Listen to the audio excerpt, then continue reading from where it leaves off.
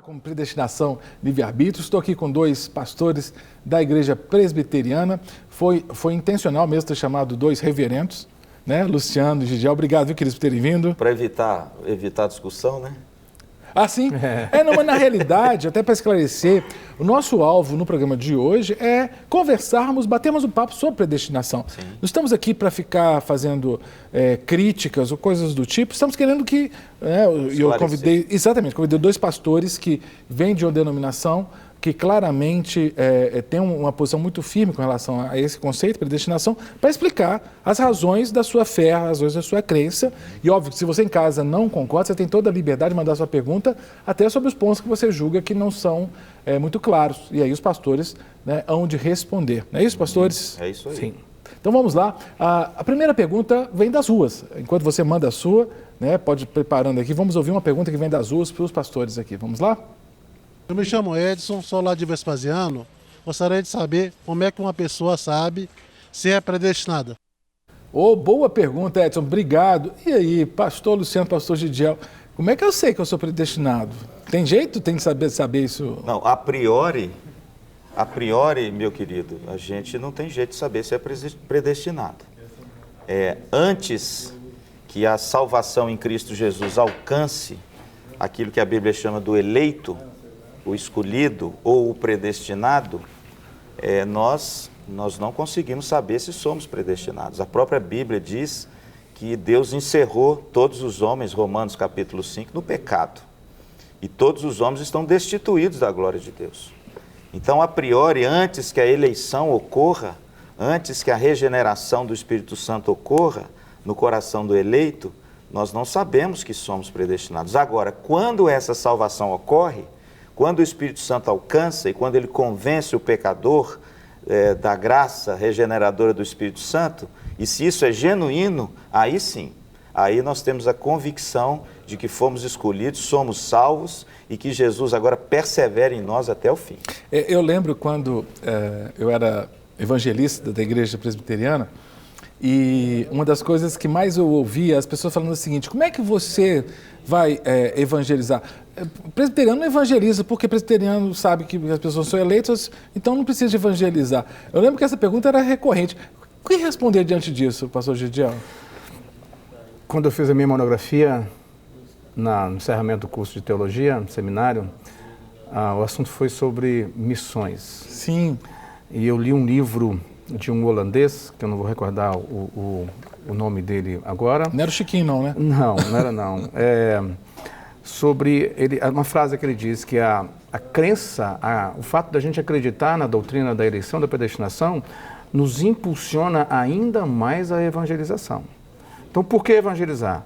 É porque Jesus mandou. Quando Paulo estava em Corinto e teve aquela intenção de sair do Corinto, ele ouviu o Senhor Jesus dizendo: não é hora de sair, porque eu tenho muita gente nessa cidade ainda. Então, quem é? Não sei, mas eles estão ali. Então, todo lugar tem gente que Deus vai salvar. Isso, quando eu descanso nisso, ou seja, quando você falou, quando eu não evangelizo porque eu acredito na predestinação, eu estou compreendendo de maneira equivocada a predestinação. Também dentro dessa questão da missiologia e da evangelização, que tem a ver esse conceito da predestinação também, algumas pessoas, por acreditarem que Deus é que salva, que Deus é que chama, que Deus é que elege, fica só esperando que aconteça essa força centrípeta. O Senhor vai trazer para a igreja, o Senhor vai trazer para a igreja. Eleitos. Mas a ordem da grande comissão tem a ver com a força centrífuga. Eu preciso sair ao encontro dessas pessoas que serão salvos com a mensagem da salvação. Atos capítulo 13, se não estou enganado, 48, diz que Paulo pregou e foram salvos todos aqueles que estavam destinados para a salvação. Quem é? Não sei. Mas eu preciso, porque eu acredito que Deus salva, porque eu acredito que Deus escolhe, que muda a mente das pessoas à vontade, isso me impulsiona muito mais a compartilhar a mensagem da salvação. Esse tipo de colocação, esse tipo de pergunta e de questionamento, isso na teologia são chamados hipercalvinistas. O próprio Calvino nunca pensou assim, que a predestinação e a eleição eximia a igreja e o crente de pregar o evangelho. Porque a predestinação ela é uma doutrina ligada aos decretos de Deus, aos decretos eternos de Deus, que nós desconhecemos. Deus conhece os seus, a Bíblia diz. Deus sabe quem são os seus, mas eu não sei. Nós não sabemos. E a ordem é para pregar o evangelho a toda criatura. Perfeito. Porque Deus aí sim alcançaria os seus mediante a pregação da igreja. Há uma coisa que eu sempre gosto de dizer, que é o seguinte: a missão de Deus é salvar, através dos seus decretos eternos, de eleger aqueles que serão salvos. É a doutrina da predestinação. Mas a missão da igreja é pregar. E essas coisas, às vezes, a gente não compreende muito bem, porque a nossa mente é muito finita, perto do infinito de Deus. Porque talvez, Cássio, se você está nos ouvindo, pode perguntar assim: pastor, mas se Deus já tem os seus, o meu esforço vai adiantar alguma coisa? Eu te digo, querido, que não só vai adiantar, mas é o meio pelo qual Deus vai alcançar os seus eleitos. Então nós temos que ter muito cuidado para a gente não cair nos extremos, que é o hipercalvinismo, de agora você cruzar o braço e falar que não precisa fazer nada, ou de você também achar que se você não pregar e não fizer tudo, Deus não vai fazer. Então nós temos que ter cuidado para andar nessa linha tênue, porque são coisas que dizem respeito a Deus e que a gente não vai compreender muito bem. Que nós chamamos de soberania de Deus e responsabilidade humana. Sim, as duas não se excluem, elas caminham juntas. Embora seja difícil a gente juntar esses dois trilhos do trem aqui. Talvez eles vão ser juntados lá na eternidade. Mas são verdades que caminham juntas. Deus é soberano. Ele é o responsável pela salvação. Mas eu também sou responsável e coopero com Deus nessa salvação. Eu confesso que eu conheço várias pessoas que creem na soberania de Deus e creem na eleição e predestinação, mas eu nunca vi nessas pessoas um arrefecimento no seu ímpeto evangelístico por isso, por achar assim, Deus já tem eleito mesmo, independente de mim, e Deus vai salvar essas pessoas. Eu confesso que eu nunca ouvi esse discurso, nem vi essa prática, porque eu acho que a perspectiva é essa, né, o reverendo Luciano? É a questão da responsabilidade evangelística. Sim. Eu evangelizo, né, porque às vezes há um pragmatismo, sabe aquela coisa assim, de resultado? Eu vou evangelizar onde vai ter resultado de conversão. Eu tenho que evangelizar porque é uma ordem. Porque senão, assim, eu conheço ministérios, missionários que pregaram 20 anos no campo com um convertido, às vezes sem ver o fruto de conversão. Mas a semente estava enterrada lá. Perfeito. Uma hora ela vai brotar. O grande problema, pastor Cássio e pastor Gidiel, é que hoje a gente vive um momento assim, de muita profusão naquilo que a gente chama de numerolatria. A pessoa quer números, a pessoa quer pessoas assim, para encher os bancos das igrejas. E muitas vezes essas pessoas não são regeneradas pelo Espírito Santo. Elas são convencidas por um argumento emocional, psicológico, alguma coisa assim, e de repente ela está ali porque ela busca um benefício qualquer para a sua vida. A grande verdade é que nós não precisamos preocupar com números, no que diz respeito a quantas conversões nós tivemos num determinado ato evangelístico. Essa não é a nossa missão. A nossa missão é ir por todo mundo e pregar o evangelho a toda criatura. E aí sim, essa é a missão da igreja, e a missão de Deus é salvar mediante a pregação da igreja. É isso que a gente tem que fazer. É uma cooperação. Sim, é uma cooperação. Outro lado é a numerofobia. Eu achar que... A gente ouve isso muito, né, pastor Luciano? Não, nós preocupamos com qualidade. Isso, qualidade vai trazer quantidade também, num certo tempo. Então, eu estou fazendo o que Jesus mandou fazer? É isso que eu preciso ter no meu coração. Eu estou anunciando as boas novas? Eu estou pregando o evangelho? Pronto. Não é minha responsabilidade. O apóstolo Paulo diz, não é Paulo, não é Apolo, não é Pedro. A gente planta, a gente rega, a gente capina, mas o crescimento não é nossa responsabilidade. E eu acho legal, eu estava lendo lá em Atos, quando a estratégia de Paulo, quando Paulo chega em Tessalônica, ele vai direto na sinagoga. Essa era a estratégia. Era a estratégia. Ele pregava para os judeus, expondo o Antigo Testamento. E ele prega em Tessalônica, o pessoal ouve, há algumas conversões, aí ele vai para Bereia, prega de novo na sinagoga, também para judeu, o judeu de Bereia era mais nobre, diz o texto, e examina na escritura para conferir. E esses de Bereia, que eram chamados de mais nobres, eles conferem, e aí há um número maior de conversões, porque eles leram a Bíblia. Então essa tese aí também, da quantidade, da qualidade só, sem implicar em quantidade, é uma tese falaciosa, porque A qualidade também gera quantidade. Quando você prega a palavra, vai dar um reflexo na quantidade de pessoas também. O doutor Hernandes, o reverendo Hernandes Dias Lopes, na sua tese de doutorado, que é a importância da pregação expositiva no crescimento da igreja, ele usa uma frase de um escritor americano que ele diz o seguinte, que toda igreja saudável cresce, mas nem toda igreja que cresce é saudável. Então essa frase é uma frase muito boa, por quê? Porque é exatamente dentro desse argumento. Quando você é um crente saudável, edificado na palavra de Deus, preocupado, né, com a edificação da sua vida espiritual, você frutifica. Você dá resultado. Agora, nem toda igreja que cresce, ela cresce de forma saudável, porque a gente sabe que pode haver um inchaço e ali dentro não tem crentes que conheçam a palavra, que aprendam da palavra de Deus. Agora, tem uma questão que eu sou muito questionado, né? A minha esposa me faz o favor, né? Um beijo para a Silvia, mas a Silvia, ela adora fazer isso. Ela chega no seminário, eu dou aula no Carisma, e ela faz a minha propaganda, né? Fala assim, o Cássio é calvinista, o Cássio crê em predestinação, e os alunos adoram me questionar, né? Cássio crê em predestinação? E o meu argumento sempre é o mesmo. Eu falo, gente, está na Bíblia. Esse argumento meu está na Bíblia, não é desculpa não. Como é que vocês fazem, pastores, com os textos bíblicos que falam tão claramente? É uma leitura muito limitada minha, só dizer que está na Bíblia, porque eu não consigo.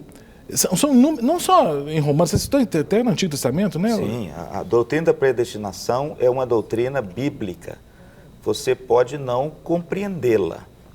A gente pode não compreendê-la no seu escopo total, porque ela é uma doutrina, como eu disse, pertencente aos decretos eternos de Deus. E Paulo diz, quem conhece a mente do Senhor? Ninguém conhece. Então nós somos limitados, talvez, para compreender o escopo geral da doutrina da predestinação. Agora, você dizer que ela não é bíblica, aí você está incorrendo num gravíssimo erro, porque ela é bíblica. A doutrina da predestinação é de Gênesis a Apocalipse. A gente vê vários textos no livro de Gênesis. E Gênesis, por exemplo, que texto que vocês veem predestinação, por exemplo? O chamado de Abraão, para você ver o povo que Deus escolhe, é ele quem escolhe. Abraão vivia numa terra idólatra, num povo idólatra, num ambiente pagão, e a Bíblia diz que Deus escolheu e chamou esse homem lá no meio daquela cultura pagã. Mas não é porque Abraão seria bom, porque há uma discussão, que vocês já ouviram, né? Que com certeza o pessoal em casa também já ouviu isso aí, de falar o seguinte, predestinação na realidade é presciência. Não é que Deus escolheu antes, é que Deus sabia que aquela pessoa iria aceitar. Posso dar uma discorrida assim, rapidinho? Sim, claro. Se eu conseguisse rapidinho. O que é predestinação? O pastor Luciano diz, é um ato da livre vontade de Deus em escolher alguns para a salvação, não baseado no mérito da pessoa, mas no poder de Deus, no amor de Deus, que não é explicado por uma reação nossa. Qual é a confusão, na minha concepção, que existe com relação a esse assunto? A base está onde? A base está em quem? O que eu preciso para ser salvo? A Bíblia é clara, eu preciso ter fé. Isso. Eu preciso ter fé. E a fé, Efésios capítulo 2, Efésios é 6 capítulos, a gente lê de uma sentada rapidinho, 20 minutos, já lemos essa carta. É fé. Mas a fé não é uma coisa que o meu pai me deu. O meu pai me falou sobre a fé dele, mas não é fé minha. Se você pega Êxodo capítulo 15, por exemplo, que é o cântico de Moisés, depois de ter atravessado o mar, ele fala a respeito do Deus dos meus pais, mas ele começa a falar, ele é o meu Salvador, ele é o meu Senhor, ele é o meu Deus. A experiência é bem pessoal com relação a isso. Então, como que ocorre a salvação? Eu preciso ter fé, que a eleição tem a ver com a salvação, sim, correto? O assunto é a salvação. Então, nós estamos no auditório, o exemplo lá com ajuntamento de pessoas, ou com uma pessoa só, ou com um grupo de pessoas, conforme Atos 13, que eu citei, aquele texto que Paulo está falando do Evangelho. O Espírito Santo de Deus diz, Cássio, toma fé. Luciano, fé. Didiel, fé. E vai distribuindo. Daí eu não acreditava e de repente eu começo a acreditar. Por quê? Porque eu decidi acreditar? Não. Porque Deus deu para mim aquilo que eu não tinha e que era essencial. Qual é o papel, o pastor Luciano disse isso, da gente como igreja? Anunciar as boas novas, a anunciar a palavra de Deus. A pessoa vai crer se o Espírito de Deus fizer isso. Então, dizer que Deus salvou quem ele viu que seria salvo... Isso é presciência. E Deus é presciente? Óbvio que é presciente, mas a questão é se Deus não pode interferir nessa situação, dizer, você vai crer. Deus ficar esperando que você creia, eu tenho dificuldade em juntar essa afirmação com o restante do que a Bíblia diz a respeito, de um Deus todo-poderoso... Que escolheu. Que pode fazer o que quiser, inclusive mudar a minha vontade. O oposto disso, eu não tenho participação nenhuma na salvação. Eu acho que eu tenho participação na salvação nesse aspecto. A Bíblia diz, Romanos capítulo 10, se você crer com o coração e confessar com a sua boca, você vai ser salvo. Então, dizer que isso não vai acontecer, para mim, é não ser fiel às Escrituras. A questão é, quando é que eu creio? E aí entra a ação do Espírito Santo de Deus, João capítulo 14, João capítulo 16, a missão do Espírito, convencer do pecado, do juízo e da justiça. Agora, Cássio, rapidamente, por que a doutrina da presciência não pode ser o fundamento da predestinação? Por uma questão muito simples. Se a doutrina da presciência, ou seja, do conhecimento a priori de Deus, que eu sou uma pessoa apta ou boa, eu vou depositar a minha salvação nas minhas obras. Porque você ser uma pessoa boa, uma pessoa apta, então quer dizer que a minha salvação não é pelos méritos de Cristo, mas pelos meus méritos. Que Deus sabia que você ia ser bom. Porque Ele sabia que eu ia ser bom. Então quer dizer, a minha salvação, ela não vai depender do que Cristo fez por mim na cruz, mas daquilo que eu sou capaz de fazer. Aí isso torna a salvação pelas obras. E claramente a Bíblia diz que não há mérito nenhum, não há um justo sequer, não há quem faça o bem, não há mérito nenhum no pecador que Deus possa imputá-lo para que ele seja salvo. Agora, o pastor Luciano e o pastor Gidiel, uma questão que pega muito, e vários estão mandando mensagens aqui, muito legal, e muito obrigado, viu? O Jadson está mandando mensagem da Lagoinha, a Nayane do Piauí. Nayane, tem um pastor aqui de Teresina aqui com a gente hoje, aqui na Lagoinha, eu conheci o pastor lá. É uma questão sobre a justiça dessa predestinação, dessa eleição. Eu vou ler uma pergunta aqui que toca nesse aspecto, quero que vocês respondam depois do intervalo, tá bom? Muito obrigado, então. Quem está mandando é a Nayane. Obrigado, Nayane. Excelente pergunta, como sempre. Você sempre nos ajuda com ótimas perguntas. Ela fala assim como Deus endureceu o coração de Faraó, ele também endurece o coração do homem, se ele não é um homem predestinado? A predestinação e o livre-arbítrio andam juntos? É uma boa questão da Nayane. Ótima. Porque assim, Deus escolheu alguns, que é o que a predestinação diz. Escolheu alguns para salvação. É esse mesmo Deus que escolheu alguns para serem salvos, que endurece o coração dos que não são salvos? Okay. Responda depois do intervalo, tá bom? Muito bem.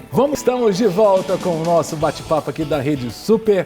Estamos aqui conversando, batendo um papo sobre predestinação. Estou com o pastor Luciano, o pastor Gidiel, ambos da Igreja Presbiteriana, pastor Luciano da Igreja Presbiteriana Betel e o pastor Gidiel da 8ª Igreja Presbiteriana. A pergunta que não quer calar é que número que parou as igrejas presbiterianas? Porque eu era da primeira, 10ª. A gente foi até a 10ª. Aí tem aquela questão, né? Chegou agora, na 10ª, cansaram, aí, né? Pronto. Aí começou a ter... O bairro, o nome. O bairro, o nome e tal. Eu queria ver a penúltima igreja presbiteriana de Belo Horizonte, seria super legal, né? Na última igreja. Aí não vai dar, né? É sempre bom ter a penúltima. É penúltima. Porque sempre é uma próxima. Mas quem sabe, os últimos serão os primeiros. Não, gente, começa a falar bobagem aqui. Vamos falar de coisa mais edificante. A pergunta que veio da Nayane, do Piauí, é sobre a questão do endurecimento do coração. Assim como a Bíblia diz que Deus endureceu o coração do faraó, nesse processo até da libertação do Egito, será que Deus é que endurece o coração de quem não é predestinado? Bom, para mim está tão claro, por exemplo, Apocalipse, quando fala a respeito de quem vai entrar no céu. Aqueles que têm o nome escrito no livro da vida antes da fundação do mundo, e em alguma outra parte, desde a fundação do mundo. Efésios também, a carta que Paulo escreveu, diz que a salvação não é de agora. Há um livro escrito antes da fundação do mundo. Em Apocalipse diz que Jesus Cristo morreu antes da fundação do mundo. Então, se é verdade ou não, a Bíblia diz que sim, que Deus escolheu algumas pessoas para serem salvos. O pastor Luciano estava conversando aqui no intervalo que não é o fato de Deus endurecer o coração para a pessoa não ser salva, é o fato de Deus amolecer o coração de quem tinha o coração endurecido para acreditar nessa mensagem. Acreditar em um Deus que leva para o céu é fácil de acreditar. Agora, crer em um Deus que tem poder para lançar a pessoa no inferno, fica mais complicado, mas o próprio Senhor Jesus disse isso. Vocês têm que ter medo daquele que tem poder para salvar a alma, mas daquele também que tem poder para lançar essa mesma, ou a alma no inferno. Mas no caso de Deus, por exemplo, então, pelo próprio argumento, né? A fé vem pelo ouvir a palavra de Deus, mas eu dependo da ação do Espírito para tocar meu coração, até para aceitá-lo como Salvador. Sim.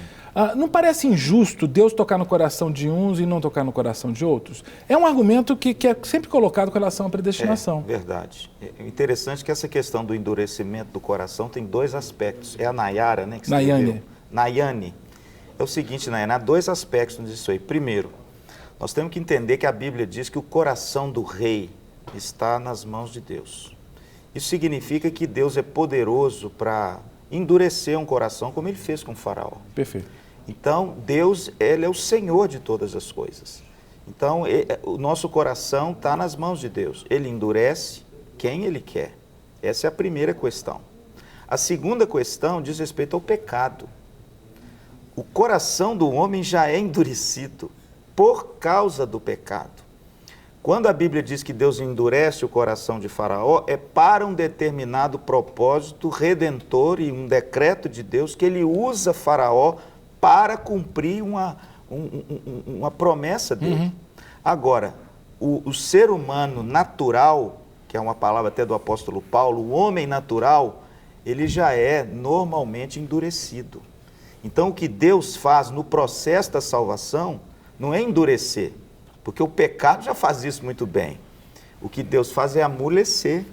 O que Deus faz é tornar esse coração agora inclinado para as coisas de Deus, para receber o dom da salvação mediante o Espírito Santo. Gente, o programa está bombando aqui. O pastor Gidiel, o pastor Luciano, trazendo muitos esclarecimentos sobre predestinação e muitas perguntas. Muito obrigado a todos vocês que estão mandando pelo nosso WhatsApp, 984029756, 984029756, assim como está mandando a Maria do Desterro, que é de Arari. Vocês conhecem Arari? Maranhão. Arari no Maranhão. Ainda não. Ainda não conhecerá. Um grande abraço a todos os maranhenses, todos aí dessa terra linda, Maranhão. A Maria do Desterro pergunta o seguinte: gostaria que vocês fundamentassem para mim sobre aquela passagem da Bíblia onde fala que somos escolhidos desde o ventre de nossa mãe. Isso é Jeremias, capítulo 1, especificamente falando sobre Jeremias. Então, falei agora há pouco que há vários textos que falam a respeito dessa escolha antes da fundação. Por exemplo, uma carta que é riquíssima nesse assunto, duas eu acho, Efésios e Romanos, bem rica. Paulo vem tratando sobre essa questão da soberania de Deus, do poder de Deus, do poder do pecado, de como Deus destrói isso. Então chega no capítulo 8, ele fala de forma riquíssima, até voltando lá, como é que eu posso saber se eu sou eleito? O Espírito comunica com o meu Espírito, testifica, né? Que eu sou filho de Deus e eu vou dar fruto de um filho de Deus. Jesus disse isso, que eu vou dar fruto de um filho de Deus. Mas chega no capítulo 9, ele vai dizendo que ele escolheu Jacó e se aborreceu de Esaú antes que eles fossem nascidos, para que o propósito da eleição ficasse conhecido. Então, não tem dificuldade nenhuma quando a gente pega a Bíblia toda para ver essa questão do poder de Deus em fazer essas coisas. Para mim, a dificuldade que eu tenho ouvido de algumas pessoas não é o fato de Deus escolher, é o fato de Deus não escolher. Exatamente. Essa que é a questão. Essa que é a questão. Então, a fundamentação, ela já deu. No ventre materno... Mas será que então a questão não é essa? Parece que o caráter de Deus, essa soberania de Deus, ela fere o nosso senso de justiça. Claro. Mas qual é o parâmetro de justiça que a gente tem? Se a gente pegar o livro do profeta Isaías, ele disse: o que vocês entendem como justiça justa, justíssima, diante de Deus é como se fosse um pano imundo, trapo de carniceiro mesmo. Quando a gente traz esse conceito de justiça para a terra, a gente vai achar que isso é justo e isso é injusto. Por quê? Um tribunal, por exemplo, o que o juiz vai decidir? Em cima do que um falou, o outro falou e o júri decidiu. Não existe julgamento na terra imparcial. Perfeito. A única imparcialidade que existe com relação ao julgamento é de Deus. Quando a gente pega, por exemplo, capítulo 4 de Romanos, ele vai discorrendo, ele vai dizer: vocês consideram Deus injusto por causa disso? Por causa dessa questão? Né? Então, a justiça, aí a gente vai para Apocalipse. Eu acho muito legal isso, quando a gente chega ao Apocalipse, os que foram salvos vão cantar assim: justos e verdadeiros são todos os seus caminhos, as suas obras. Ao passo que aqueles que não receberam o entendimento dado pelo Espírito Santo vão continuar aborrecedores e revoltados contra Deus por se sentirem injustiçados. Quem recebeu a mente de Cristo não vai considerar injustiça o fato de Deus ter escolhido um e não escolhido o outro. Pode não entender. Perfeito. Porque realmente o parâmetro de justiça que a gente tem não é o do alto, é o daqui da terra. E pelo que o pastor Luciano colocou, eu não vou para o inferno porque Deus mandou para o inferno, eu vou para o inferno porque eu sou pecador. A predestinação, ela contém um viés que se chama predestinação dupla. Predestinação dupla. Que é genuína. Que é a genuína predestinação. Porque como Deus escolhe, e a predestinação, na sua definição, é isso, é um decreto eterno e soberano de Deus, no qual Ele mesmo elege alguns para a salvação. Essa é a definição de predestinação. Agora, se Deus elege alguns, veja a predestinação positiva. Sim. Deus elege para a salvação. Mas, em contrapartida, a gente pode ver uma predestinação negativa. Se Ele elege alguns para a salvação, é claro que Ele não elege outros para a salvação e esses outros serão condenados. A grande questão é essa. Pastor, então Ele elege outros para a condenação? Aí vem a nossa resposta, que eu entendo que é bíblica. Não. Deus elege para a salvação, porque condenados já estamos todos. Eu acho que essa leitura que está faltando muito na igreja hoje, porque a gente tem tanto texto de autoajuda, tanta música de que você é importante, você é legal, você, sabe... Antropocentrismo. É um antropocentrismo. Porque quando retiraram Deus do centro, quando retiraram Deus do pódio, isso aconteceu no século XIX, no iluminismo, no racionalismo, quando retiraram Deus de ser o centro de todas as coisas, eles colocaram um homem. E colocando o homem, essas questões que colocam o homem novamente no seu lugar são muito difíceis de ser apreendidas pelo homem moderno. Daí a dificuldade hoje de você compreender a doutrina da predestinação. Não que ela seja uma doutrina fácil, não é, viu, querido? Ela é uma doutrina difícil de se compreender, mas hoje é mais difícil, porque hoje tudo gira em torno do homem, do desejo do homem, dos parâmetros e dos valores humanos e não de Deus. O pastor Gigiel, pastor Luciano, tem uma boa pergunta aqui que vem do Rio de Janeiro. Muito obrigado, Carmen. Carmen do Rio põe uma pergunta muito interessante. A Carmen pergunta o seguinte: predestinados podem se perder se não houver quem pregue para eles, quem fale? Parece estranho, diz a Carmen. Mas não pode. Não pode o quê? Não pode se perder. Quem Deus decidiu salvar, invariavelmente vai ser salvo. E se ninguém for lá para pregar para eles? Mas vai alguém. De alguma forma, ela vai receber a mensagem do Evangelho. Eu preciso, para ser coerente com o todo, Sim. A gente passa por esse caminho. Verdade. Deus providenciou meios. Por exemplo, só uma parêntese, se estiver fugindo de assunto, você pode cortar. O Evangelho será pregado por todo mundo, então virá o fim. Isso. Então tem algumas partes do mundo que o Evangelho não foi pregado. Nos nossos tempos. Sim. Mas lá atrás Já foi um celeiro de evangelização. Então, invariavelmente, a pessoa vai ser alcançada. Invariavelmente. A doutrina bíblica, assim, do modo como a gente entende, lê ela nas Escrituras, ela narra o seguinte: aquele que foi eleito, aquele que é escolhido por Deus, ele será salvo. Porque se é um decreto eterno de Deus e é soberano, Deus cumpre aquilo que Ele promete. Então, se essa pessoa é uma pessoa que faz parte dos decretos eternos para a predestinação, invariavelmente essa pessoa será salva. Por quê? Porque Deus é fiel em cumprir todas as suas promessas. Posso dar um exemplo bíblico? Claro, claro. O tesoureiro lá da Etiópia, o Senhor tirou o seu evangelista Filipe de uma igreja florescente e pôs ele para correr atrás de uma carruagem. E dizer: você está entendendo o que você está lendo? Isso, Atos capítulo 8. Se alguém não me explicar, se você me der uma carona, eu posso te explicar. Então, sempre, para mim, pastor Cássio, pastor Luciano, sempre acontece na vida de uma pessoa o que está escrito no primeiro capítulo de João. Houve um homem enviado por Deus cujo nome era João. Na história de todo salvo pode ter essa frase, houve essa pessoa enviada por Deus cujo nome era. Pode ser num programa como esse, que alcança tantas áreas do nosso país, uma pessoa ouviu um versículo. Quantas vezes precisa ouvir? Isso não é da minha conta. Perfeito. O problema é que a gente quer trazer para a nossa responsabilidade o poder decisório. E esse assunto de Deus escolher, eu acho sensacional, porque nos coloca no nosso devido lugar. Ou Deus faz ou não acontece. Se você me permitir citar Efésios, capítulo 1 diz que Ele nos escolheu antes da fundação do mundo, capítulo 2 diz que nós andávamos conforme todo mundo andou, segundo o príncipe da potestade do ar, o ensinamento dele, o discipulado dele. Aí tem uma conjunção adversativa, que essa que faz toda a diferença na vida de qualquer pessoa. Mas Deus, nós estávamos mortos, mas Deus, o que o morto faz por ele? Nada, o morto não decide por nada. Então, ou Deus age, ou não tem nada. A pessoa está viva, mas ela está sem a ação do Espírito Santo de Deus nela. É o que a gente pode juntar lá da criação do homem, Deus formou o ser humano, faltava alguma coisa, faltava vida. Ezequiel capítulo 37, junta aquele monte de ossos, forma um exército, mas faltava alguma coisa.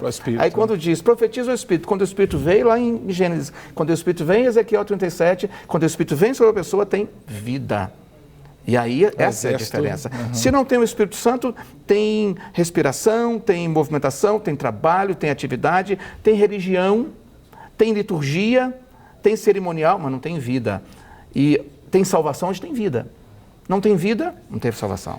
Olha, que pergunta boa que a Denise está mandando aqui para vocês. Denise, muito obrigado, viu, por você mandar. Denise é de Volta Redonda, estado do Rio de Janeiro. E ela pergunta o seguinte, então se eu sou predestinada e já aceitei Jesus, eu não preciso fazer mais nada? É isso? Não, absolutamente. Absolutamente. Romanos já responde essa questão. O apóstolo Paulo já respondeu essa questão lá no texto em Romanos. É exatamente o contrário. Porque você, Rosana... deixa eu só confirmar. Rosane, Denise. Porque você, Denise, já é uma predestinada e já foi alcançada, né, num determinado momento pela graça regeneradora de Deus, essa mesma graça vai trabalhar no seu coração para que você agora produza aquilo que a Bíblia chama de frutos. O fruto é uma evidência da verdadeira regeneração daquele que foi um escolhido por Deus na sua predestinação. Então é exatamente o oposto. Já que você foi alcançada por essa graça, o fruto dessa graça, a evidência dessa graça são os frutos. Então, quer dizer, aí que você vai buscar o Senhor, você vai ser santificada pelo Espírito Santo e pelas suas decisões pessoais, você vai pregar o Evangelho, você vai, enfim, manifestar os frutos que essa graça salvadora alcançou o seu coração. Aos Filipenses, o apóstolo Paulo fala uma coisa controversa, mas que é completando ratificando o que pastor Luciano diz. Diz, desenvolvam a salvação de vocês. Ela está incompleta? Não. As pessoas confundem, pastor Cássio, salvação com processo de santificação. Perfeito. Salvação é um ato único de Deus na minha vida. Que a gente, depois eu posso citar aqui a ordem dos salutos, por exemplo, como é que ocorre essa questão. Mas é um ato único. Daí para frente, a gente chama de monergismo e sinergia. Por exemplo, na salvação, Deus age em meu favor. Na santificação, Deus age comigo, não a despeito de mim, age comigo. Então, desenvolva a sua salvação. Comprove que você é salvo. O apóstolo Pedro chega a dizer, você precisa confirmar sua salvação através de uma vida, uma caminhada diária de santidade, de luta contra aquilo que quer dominar. Que o apóstolo Paulo fala aos Coríntios, capítulo 7, primeira carta, capítulo 9, melhor dizendo, fala em Filipenses capítulo 3 também, fala em Colossenses capítulo 3, que eu preciso demonstrar que eu sou salvo, por exemplo, pensando nas coisas lá do alto, esmurrando meu próprio corpo, no sentido de não dar vazão aos desejos para ser dominado. Ele disse que ele não tinha alcançado a perfeição, mas ele não desistia, era diariamente que ele olhava para frente, esquecia as coisas para trás. Hebreus capítulo 12 fala sobre isso, da gente prosseguir para o alvo, olhando firmemente para o autor e consumador da nossa fé. Isso é coisa que Jesus não vai fazer por mim. Eu tenho que fazer. Eu preciso confirmar a minha salvação. Mas isso não vai te salvar. Não vai me salvar. Isso é consequência da salvação. Não vai me salvar. Isso não vai me salvar. Mas lá atrás a pergunta, como que eu posso saber que eu sou eleito? Uma vez uma menina me perguntou, eu perguntei para ela, se você morrer agora, você vai para onde? Ela falou, depende. Ué? Eu falei assim, resposta errada. Duas opções, céu ou inferno. Perfeito. Ela disse assim, céu. Eu disse, eu acho que você vai para o inferno. Sério? Por quê, pastor? Porque é o seguinte, conheço você, ela tinha 14 anos na época. Conheço você. Tudo que tem no céu você não gosta. E tudo que você gosta não tem no céu. Então isso aí já é para você pensar um pouquinho. Eu acho que você iria para o inferno. Não estou te mandando para o inferno. Mas era aquela questão de o que eu tenho que fazer? Eu preciso viver uma vida de busca pela santidade, de luta pela santidade. É o amor, né? O maior de todos os dons e o maior de todo o fruto é o amor. Se você, Denise, entende que você ama o Senhor, ama as coisas do Senhor, isso é a grande evidência da sua salvação e o maior fruto que você pode dar na sua vida é o amor para com Deus e para com o próximo. Nós estamos recebendo muitas mensagens. O Valdinei da Silva, que é da Bahia, ele pede para a gente falar sobre dízimo. A gente vai fazer um programa, né, sobre dízimo, tá, Valdinei? Que aí a gente responde a sua pergunta. Também temos aqui uma participação. A pessoa acaba não se identificando, deixa eu ver, diz assim, eu sempre assisto os programas da Rede Super, agora estou assistindo bate-papo sobre predestinação. Eu tenho uma dúvida, será que Deus é tão amoroso, um Deus tão amoroso, criaria uns para o céu e outros para o inferno? Eu sou da Assembleia de Deus e tenho filhos desviados, meu esposo não é crente. Eu creio que Deus vai salvá-lo. Meu irmão falou que eles se desviariam porque não foram predestinados para a salvação. O amor de Deus, minha querida, não exime a sua justiça. A gente acha que o amor de Deus é como o nosso amor, que às vezes é permissivo. Mas o amor de Deus é uma doutrina que a gente tem que corrê-la paralelamente com a justiça de Deus. Deus não inocenta o culpado. Deus é um justo juiz. E se nós nascemos nos nossos delitos e pecados, estamos encerrados no pecado, para que Deus possa exercer o seu juízo de forma coerente, Ele precisa nos perdoar em Cristo Jesus. E aí sim vem a doutrina da predestinação. Agora, aqueles que Deus então não elegeu na predestinação, não é que Ele elege para a condenação. Eles permanecem nos seus pecados porque eles mesmos já estão nessa condição pecaminosa. Agora, com respeito ao alcançar os seus filhos, o seu marido, nós não sabemos se isso pode acontecer. Coríntios 7 diz como a esposa crente pode saber se vai salvar o seu marido. A dica nossa, querida, é põe o seu joelho no chão, interceda por eles, ore por eles, dê um testemunho cristão na sua casa e creia que Deus pode alcançá-los com a sua graça salvadora. Quero agradecer demais ao reverendo Gidiel, ao reverendo Luciano. O papo foi muito bom, mas infelizmente o tempo voou, né? Muitas perguntas, olha, a Anne mandou mensagem, o Ademar mandou mensagem, olha, do Brasil inteiro, Jaqueline de Goiás mandando mensagem, muito legal, a Carla de Natal, Rio Grande do Norte. O tempo é curto, mas já deu para bater um papo sobre predestinação. Vamos ter mais programas sobre esse tema, porque eu tenho certeza que foi muito rico. Que o Senhor te abençoe e te guarde. Amanhã, 12h15, estamos de volta com o nosso bate-papo. Até lá. Para receber todas as novidades do canal, inscreva-se. E se curtir o vídeo, clique em gostei. Aproveite para acompanhar a Rede Super nas redes sociais.